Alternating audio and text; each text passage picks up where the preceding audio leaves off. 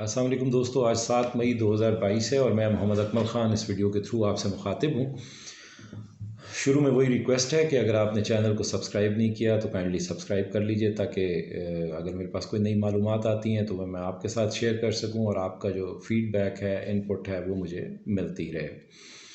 तो आज हम जिस चीज़ पे बात कर रहे हैं उसके दो हिस्से हैं। एक, मैं अपनी वीडियोस के अंदर कई दफ़ा जब सी पैक के हवाले से बात होती रही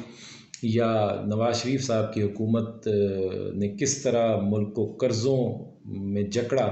उसके ऊपर कभी भी बात की तो मैंने सी पैक के साथ एक और लफ्ज़ इस्तेमाल किया था, ईसी यानी इकनॉमिक कॉरिडोर, जो मुशर्रफ साहब के दौर में चाइना के साथ मिलकर एक मंसूबा शुरू हुआ था।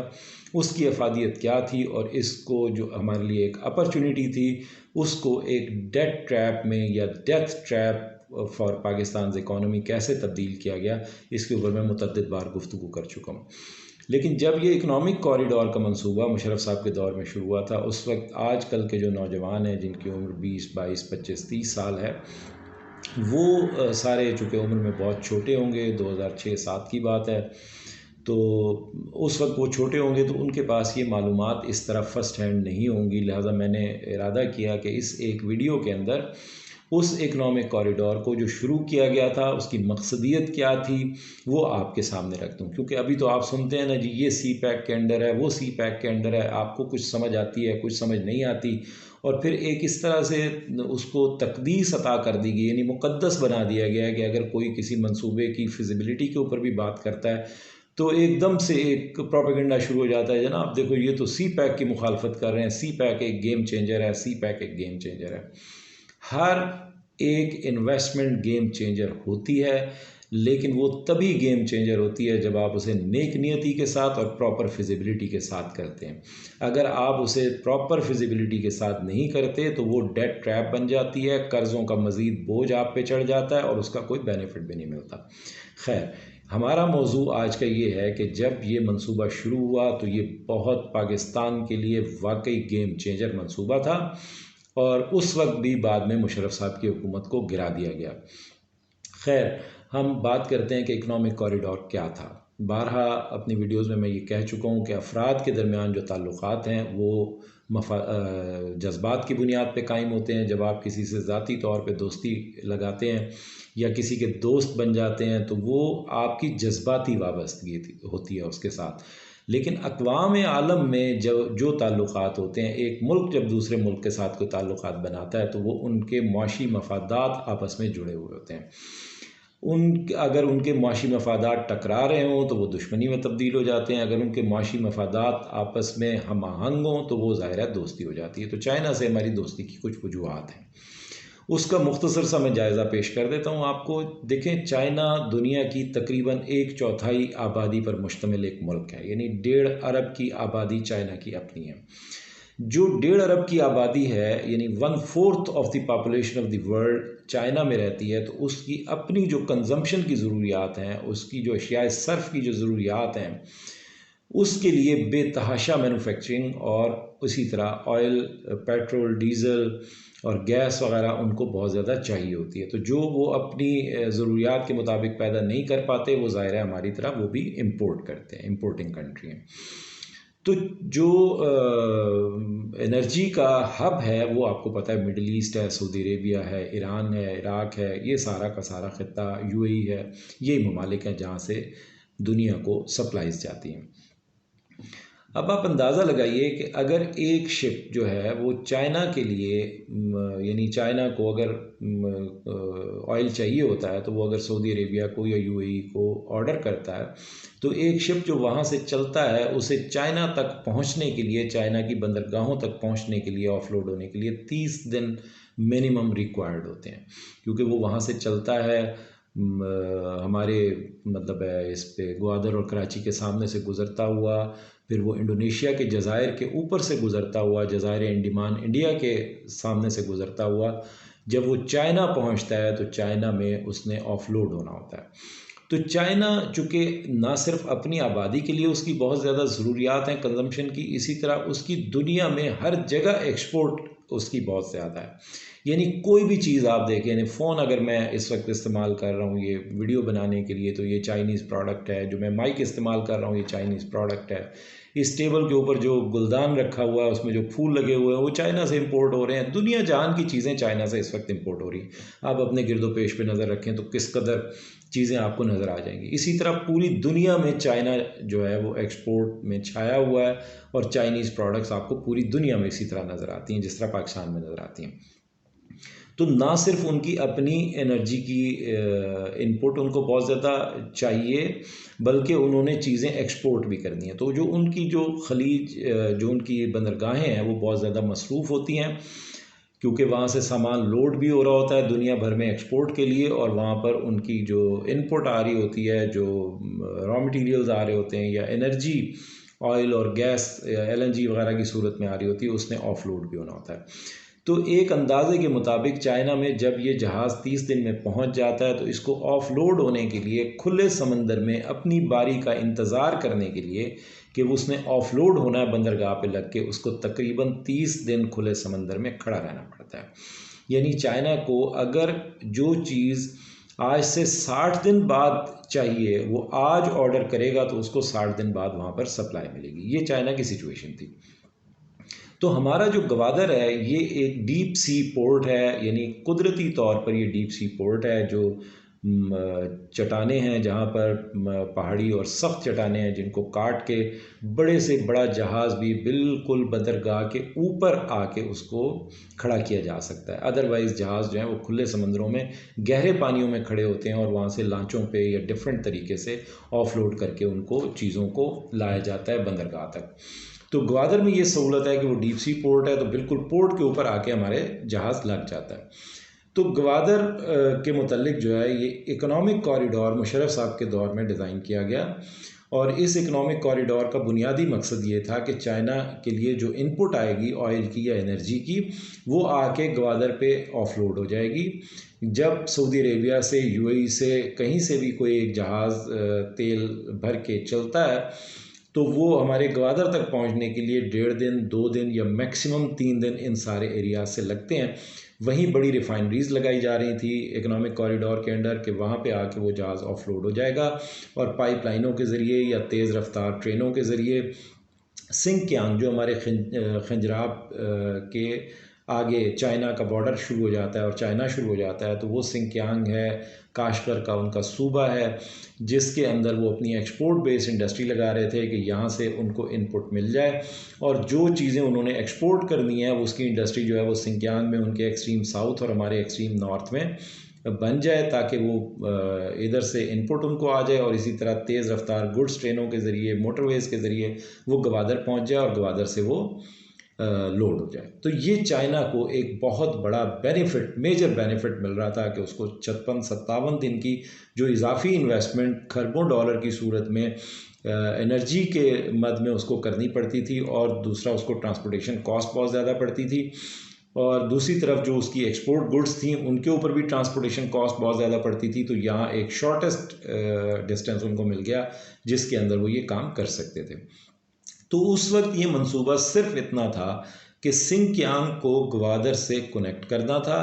मोटरवेज़ के थ्रू जो शॉर्टेस्ट पॉसिबल रूट होते और तेज़ रफ्तार ट्रेनों के थ्रू गुड्स ट्रेनों के थ्रू ताकि वहाँ से जो एक्सपोर्ट की चीज़ें बाहर जानी थी वो सिंकियांग से ग्वादर तक आ सकें और जो उनकी एनर्जी की रिक्वायरमेंट थी जो वो मिडल ईस्ट से सऊदी अरेबिया से UAE से चीज़ें मंगवाते थे ऑयल या LNG या मतलब डीजल पेट्रोल वगैरह वो आके ग्वादर में ऑफलोड हो जाए ताकि उनकी एक कंटिन्यूस सप्लाई लाइन बन जाए ग्वादर से। ये कुल मंसूबा था और ये बहुत खूबसूरत मंसूबा था। अनडाउटेडली ये गेम चेंजर मंसूबा था। और इस मंसूबे के दीगर जो इकनॉमिक एक्टिविटीज़ होती पाकिस्तान में यानी जब एक रेलवे लाइन का जाल बिछाया जाता जिस पे तेज़ रफ्तार गुड्स ट्रेनें चलती उसका कितना बड़ा बेनिफिट होता उस पर स्टेशंस बनते पाकिस्तान के अंदर एक बहुत बड़ी इकनॉमिक एक्टिविटी शुरू हो जाती मोटरवेज़ बनते उसकी एक बहुत बड़ी एक्टिविटीज़ शुरू हो जाती उस पर कोई लोग होटल खोलते किसी ने पेट्रोल पंप लगाना था लोगों को सफरी सहूलतें आसान हो जाती कनेक्टिविटी बहुत ज़्यादा बढ़ जाती जिससे बहुत ज़्यादा इकनॉमिक बूम पाकिस्तान में आना था। इसके अलावा एक जो बहुत बड़ा इसका मेजर बेनिफिट था जब ये 2006-07 में मैंने टीवी प्रोग्राम में पहली दफ़ा ये बात की थी मुशर्रफ साहब के दौर में उस वक्त के जो इकनॉमिक जो इंडिकेटर्स थे या उस वक्त जो इसके मतलब है इसको मैयर किया गया कि इसका पाकिस्तान को बेनिफिट क्या मिलने वाला है, तो चाइना की सिर्फ इस सप्लाई लाइन की जो पाकिस्तान को राहदारी की मद में पेमेंट मिलने की जो एक्सपेक्टेशन थी कि पाकिस्तान को कितना पे किया जाएगा सिर्फ राहदारी या टोल की मद में, जो चाइना की चीज़ें उधर से एनर्जी की इनपुट आ रही होगी और इधर से एक्सपोर्ट बेस उसकी चीज़ें जा रही होंगी, तो इससे पाकिस्तान को तकरीबन सालाना 16 से 18 अरब डॉलर आमदन की तवक्को थी। जी हाँ, बिल्कुल आपने दुरुस्त सुना है, 16 से 18 अरब डॉलर पाकिस्तान को इससे आमदन होना थी सिर्फ राहदारी की मद में सालाना। और उस वक्त पाकिस्तान का जो कर्ज़ा है वो बहुत महदूद, यानी 30-40 अरब डॉलर से ज़्यादा नहीं था मुशर्रफ साहब के दौर में। आपको पता ही है कि मुशर्रफ साहब के दौर से तकरीबन इन्होंने 5 गुना ज़्यादा कर्ज़ 10 सालों के अंदर जो है, जो 6000 अरब रुपए था पाकिस्तान का कर्ज़ उस वक्त, उसको इन्होंने पाकिस्तान पर यूँ समझ लें कि तकरीबन 100 अरब डॉलर में इन्होंने तब्दील किया, यानी 30,000 अरब रुपए में इन्होंने तब्दील कर दिया इन्होंने। तो इनके दौर में वो इकोनॉमिक कॉरिडोर जो है वो सी पैक बन गया। तो सी पैक के अंडर फिर ऊल जलूल जितने मंसूबे शामिल इन्होंने करने थे वो तमाम मंसूबे शामिल किए गए।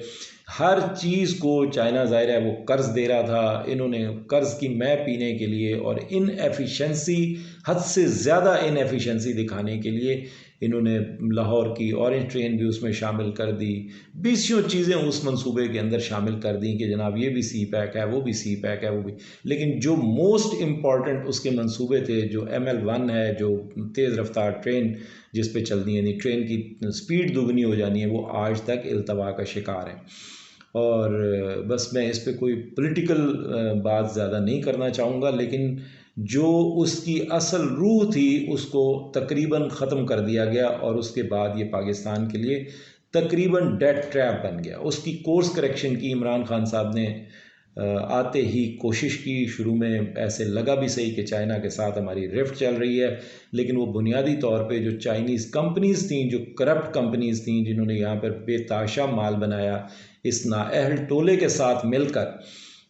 नवाज शरीफ साहब की हुकूमत के दौरान बेतहाशा माल लूटा गया। यानी उसकी मैं सिर्फ एक मिसाल आपको आखिर में देता चलूँ कि वो कैसे माल लूटा गया। कि अभी जब मुराद सईद साहब ये कहते थे कि जनाब हम जो पर किलोमीटर सड़क बना रहे हैं, 4 रोया या 6 रोया जो मोटरवेज़ हम बना रहे हैं, तो पर किलोमीटर हमारी कॉस्ट जो आज की डेट में 17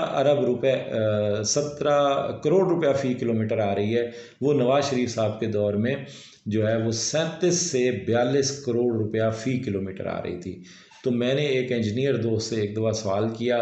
मोटरवे पे ही हम खड़े हुए थे, M4 पे हम खड़े थे मुल्तान में, तो मैंने उनसे सवाल किया कि सर ये कॉस्ट किस तरह इस कदर बढ़ जाती है। तो उन्होंने मुझे ऐसे मोटरवे की तरफ इशारा करके कहा कि देखें ये पैसे पड़े हुए हैं। तो मैंने उनसे पूछा कि क्या मतलब इसका, तो उन्होंने कहा देखें ना आप, ये ऐसे ऊपर की तरफ इशारा करके कहा देखें ये पैसे पड़े हुए हैं जो इजाफी पैसे हैं। तो मैंने उनसे कहा क्या मतलब है। उन्होंने कहा आप देखें कि M2 जो लाहौर और इस्लामाबाद के दरमियान बना हुआ है वो ज़मीन पे बना हुआ है, यानी उसकी जो हाइट है वो जो साइडें हैं, खेत खलियान हैं, उनसे को बहुत ज़्यादा नहीं है, महज 1 फीट 1.5 फीट ज़्यादा से ज़्यादा उसका बेड जो है मोटरवे का, वो हार्डली 1 से 1.5 फीट ऊंचा है। जबकि M4 को आप देख लें या बलूचिस्तान में बनने वाली जितनी भी सड़कों को आप कभी देखेंगे जो सी पैक के अंडर बनी हैं, उनको आप देखेंगे कि वो मिनिमम 6 से 12 फीट, बाज़ जगहों पर वो 18 फीट ज़मीन से बुलंद है। तो उन्होंने मिसाल देते हुए कहा, वो भी सी पैक के एक मंसूबे पे ही काम कर रहे थे, तो उन्होंने कहा कि बलूचिस्तान में योब के एरिया में मैं एक चंद किलोमीटर का एक टुकड़ा था वो बनाना था, तो मैंने उस पर जो फिजिबिलिटी बना के भेजी वो 700 मिलियन पाकिस्तानी रुपीज़ की थी। तो मुझे जो है वो रिपोर्ट वापस भेजी गई और कहा गया कि इसको 1700 मिलियन पाकिस्तानी रुपीज़ में तब्दील करके दे दें। तो कहते हैं मैंने ज़ाहिर है उसको ऊंचा किया, यानी उस पर भर्ती डाली मट्टी की, सड़क को ऊंचा किया और 1700 मिलियन का मंसूबा बना के भेज दिया। तो वो अप्रूव हो के आ गया और हमने बना दिया। यानी जो चीज़ ज़मीन पे हमवार सतह पे बन सकती है उसमें मट्टी भर के उसको ऊंचा किया जाता है सड़कों को। जैसा आप अगर M4 से गुजरते होंगे तो आपने देखा होगा कि सक्खर तक वो साइडों से बहुत ऊंची करके बनाई हुई मोटरवे है। इसी तरह आप बलूचिस्तान के एरिया में अगर आप सफ़र करते हो तो वहाँ पे भी आपको ये देखने में मिलेगा कि बहुत ऊंची करके वो बनाई हुई हैं। तो उसमें जो भर्तियाँ की गई हैं उसी के अंदर सबसे ज़्यादा पैसे खाए गए। तो जब एक मंसूबा अपनी फिजिबिलिटी से हटता है, यानी उससे जो आमदन होनी है, यानी आप कर्ज़ ले रहे हैं इसलिए कि आप अपनी आमदन में इजाफा कर सकें, और आप का जो कर्ज़ है वो मंसूबा आप ऐसा बना लेते हैं कि वो उसकी फिजिबिलिटी ही ना रहे, यानी जो 10 रुपए में चीज़ बननी है उसको आप 30 रुपए में बनाते हैं और उसमें से 15 रुपए खा जाते हैं, तो आप अंदाज़ा लगाइए कि मुल्क तो इसी तरह कर्ज़ों की दलदल में धंसता चला जाता है। तो यही कुछ यहाँ पाकिस्तान में होता रहा है। तो इकोनॉमिक कॉरिडोर के बाद जब ये चाइना पाक इकोनॉमिक कॉरिडोर बना है तो उसके ऊपर संगीन सवालात मौजूद हैं, उसकी फिजिबिलिटी के ऊपर, उन मंसूबों की अफादियत के ऊपर। जैसे लाहौर की ऑरेंज ट्रेन है, अब लाहौर की ऑरेंज ट्रेन का सिंकियांग से गवादर को कनेक्ट करने से कोई ताल्लुक़ नहीं है। $3 अरब से ज़्यादा इस मुल्क में, जिसमें हद से ज़्यादा मुल्क मकरूज़ है और कर्ज़ों की किस्तों की अदायगी इंतहाई मुश्किल हुई है, वहाँ $3 अरब से ज़्यादा कर्ज़ लेके 27 किलोमीटर का ट्रैक बना के उसके ऊपर ऑरेंज ट्रेन को चलाना, और वो भी उसकी फिजिबिलिटी भी ये है कि हुकूमत को 18 अरब रुपए उसमें हर साल सब्सिडी देनी पड़ती है, तो वो मंसूबा चल रहा है। अदरवाइज़ वो मंसूबा चल नहीं सकता, यानी नुकसान में चल रहा है।